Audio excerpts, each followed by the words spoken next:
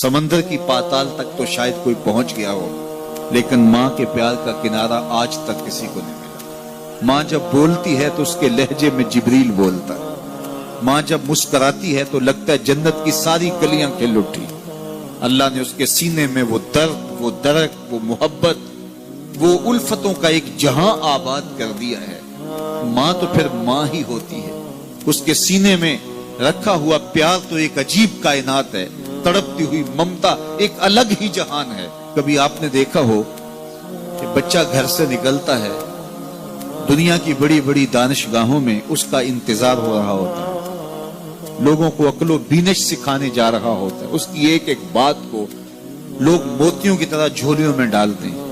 और दुनिया की दानिशगाहों में, यूनिवर्सिटियों में और दरसगाहों में लोग उसके मोतियों जैसे जुमले सुनने के लिए बेताब होते हैं कि ये अक्लो बीनिश का मुरक्का है, ये फहमो इदराक का पहाड़ है, इसकी बातें जिंदगी गुजारने का गुर सिखाती हैं। तो लोग सीखने के लिए जमा होते हैं। लेकिन वो शख्स जब घर से निकलता है तो माँ कितने भोले अंदाज में कहती है, पुत्र जरा सड़क ध्यान से अबूर करना। जो दुनिया को अक्लो बीनिश का सबक सिखाने जा रहा है उसको ये भी नहीं पता कि सड़क कैसे अबूर करनी है। लेकिन माँ के प्यार का रूप है, ये माँ की मोहब्बत का तेवर है, ये उसकी उल्फत के रंग हैं। और जब तक बच्चा घर पलट नहीं आता, बेटा वापस नहीं पहुंच जाता, माँ के दिल में खटका रहता है और वसवास में रहती है और बेटे के लिए दुआएं मांगती रहती है कि मेरा बेटा खैर से घर पलट आए। माँ के सीने में इतना प्यार क्यों है? दुख झेल लेती है, तकलीफें गवारा कर लेती है। गरीब माएं तो बेटों और बेटियों का पेट पालने के लिए किसी के घर के बर्तन भी मांजने पड़े तो इससे भी गुरेज नहीं करती।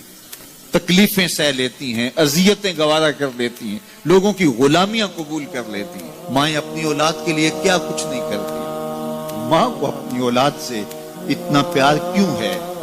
एक ही जवाब है, इसलिए कि माँ ने औलाद को जन्म दिया है। मेरे जुमले को दिल के कानों से सुनना।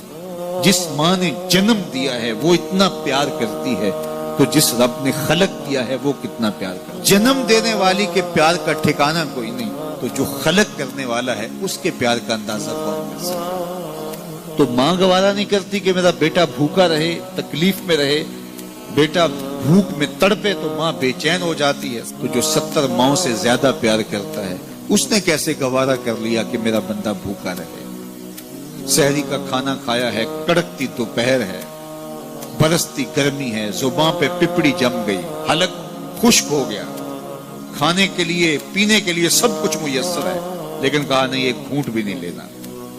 वुजू करते भी एहतियात करना है, हलक से नीचे कोई कतरा उतर ना जाए, कुछ खाना भी नहीं।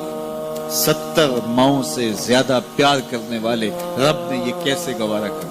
इस मसले को समझने के लिए फिर दोबारा माँ की आगोश में आना पड़ेगा। बेटा बीमार हो गया, माँ डॉक्टर के पास ले गई, उसने दवा तजवीज की, सिरप लिखा, वो कड़वा था, बेटा पीता नहीं। माँ ने जबरदस्ती उसको लटा लिया, उसका हलक खोला, मुंह खोला, उसमें कतरे सिरप के टपका रही है। बच्चा चीखता है, रोता है, लेकिन जूजू वो कतरे हलक से नीचे उतरते जाते हैं, माँ के चेहरे पे तमानियत आती जाती है। क्या माँ सफाक हो गई है? नहीं।